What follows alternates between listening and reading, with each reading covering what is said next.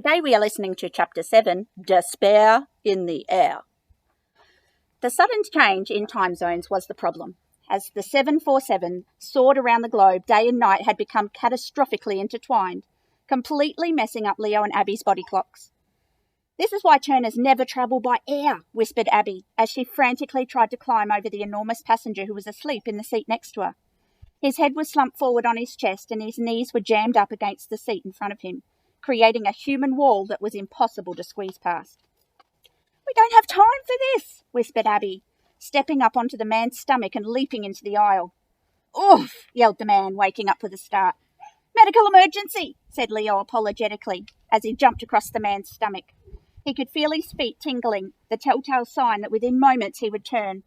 He tried to process the momentousness of what was happening. It was impossible that he and Abby were turning in unison. Abby could only turn at night, and he could only turn in the day, but there was no question that they were both about to turn. And if anyone on the plane saw them turn, they were in deep trouble. Leo heard Abby swear, and they looked up to see an air stewardess pushing the drinks trolley up the aisle, blocking access to the bathrooms at the back of the plane. Without hesitation, Abby climbed across the middle row of seats, leapfrogging the laps of 4 businessmen. A commotion broke out as wine glasses were spilt, a book was knocked to the floor, and a toupee fell off one of the men's heads. And the last man got a foot planted right in his groin. Leo could do nothing but follow Abby across the trail of human chaos.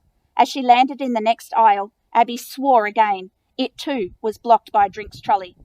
Leo could see that beyond it was a long line of passengers waiting for the toilets. Even if they could make it down there, it would be minutes before they could get into one of the tiny bathrooms.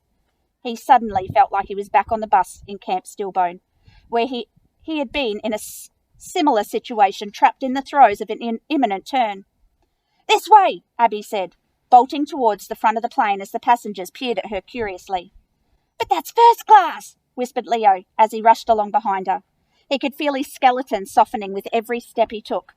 Abby ignored him and charged through the navy curtains that separated first class from the rest of the plane. She immediately collided with a steward carrying a silver tray of steaming white cloths.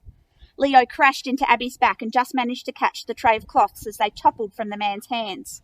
"Oh, hot towels," said Leo innocently as he handed the tray back to the surprised steward. "Fancy." "Hey," hissed the steward, "you can't be back here." But Abby was already scuttling towards the first-class bathrooms. Leo could see her shoulders stretching. She was starting to turn. He felt his own turn gripping him from within, his mind reeling with the impossibility of it all. The flight was meant to exactly bridge their respective day and night turns, but instead the revolution of the globe had smashed them together into a first-class disaster. Abby wrenched open the bathroom door. A balding man in a blazer was gazing in the mirror, plucking hairs from his bushy nostrils. He jumped in shock and stared guiltily at Abby. A short strand of ginger hair clenched between his thumb and forefinger. "Gonna need a hedge clipper for that," said Abby, grabbing him by the arm and shoving him out of the corridor. She dived into the bathroom and handed Leo a small glass vial. "Drink this," she whispered. "Oric gave it to me for emergencies. It will give you 3 minutes. I'm too far gone." The last thing Leo glimpsed as Abby slammed the door with the antlers erupting from the side of her head. The engaged light appeared above the toilet door. Leo slowly spun around and saw the faces of the entire first-class cabin staring at him accusingly. He smiled, undid the cap of the vial and swallowed its contents. With some relief, he recognised the disgusting taste immediately. It was the same as the turn-delaying jelly beans that Emerson Trimble had made for him. But this was like a nuclear dose. He felt the burn of the liquid spread through him and his body became heavy and relaxed, the urgency of the oncoming turn abating but not disappearing. The steward thundered towards him, balancing the tray of hot towels. He stared at Leo as if he were looking at a pile of fresh dog's droppings. "You do realise, young man," he said, his voice very stern, "this is the first-class cabin?" "Oh, it sure is. It's truly first class," said Leo sheepishly. He picked up a hot towel and dabbed his forehead with it. "Oh, these hot towels are just classy. Just the right temperature." He heard a low groan from inside the toilet. Trying to keep his composure, he patted the steward's blazer. "And this jacket is just top quality. Are those buttons real gold?" He smiled hopefully while trying to ignore the fact that his body felt like it was contorting from within. The turn-delaying potion was working, but it was making him feel like he was standing up on a roller coaster. I suggest, said the steward, his voice polite but threatening, that you and your female acquaintance return immediately to your seats in the steward sniffed the air with distaste, economy section, or I will be forced to charge you with causing an airborne disturbance. Does that sound reasonable? Before Leo could answer, an ear-splitting howl echoed from behind the toilet door. Leo had watched enough documentaries since he'd become a turner to recognise at once the species it came from. The Alceus alceus, or commonly known as the moose. He tried to picture how a fully grown moose could fit in the plane's narrow bathroom. It couldn't. Another howl boomed out like the bellowing moo of a distressed cow.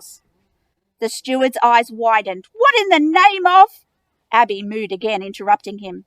The sound continued for 10 unbearable seconds as Leo smiled awkwardly at the steward, trying unsuccessfully to give the impression that there was nothing unusual going on.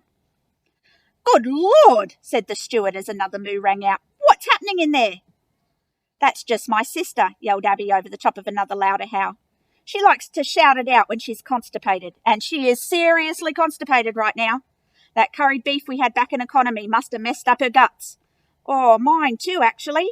He rubbed his stomach and feigned a shudder of nausea. Oh, dear God, said the steward, his face turning white. Not the curried beef. It's Flight 813 disaster all over again. Now Abby bellowed so loudly that the whole plane seemed to rattle. Everyone in first-class cabin was now staring at Leo, as he felt his own turn trying to force its way out. Should we try to help her? Said the steward, reaching hesitantly for the door handle. Oh, no, said Leo, laughing nervously. You do not want to do that. No, sir, you do not want to go in there. Another moo echoed from behind the door, accompanied by a series of thumping sounds. Is she in pain? Said the steward, looking more and more stressed. She's definitely painful, said Leo, as another long baritone groan echoed out. Several of the passengers were holding their hands over their mouths, looking visibly nauseous. An elderly lady wearing a diamond necklace grabbed a paper sick bag from her seat and began vomiting into it. The steward's face was green. He put a hand on the wall to hold himself up. The toilet flushed. There was a long pause as everyone stared expectantly towards the bathroom door. Leo felt sweat dripping down his forehead. He knew his own turn was about to erupt. The bathroom door opened and Abby walked casually out. She looked around the cabin, smiling. Oh, that's better, she said, patting Leo's shoulder and gesturing towards the bathroom. Your turn. That's the end of chapter 7. Our next chapter is called chapter 8, The Panic in Paris. That was a funny chapter. How come we always seem to end up with lots and lots of poo in our chapters?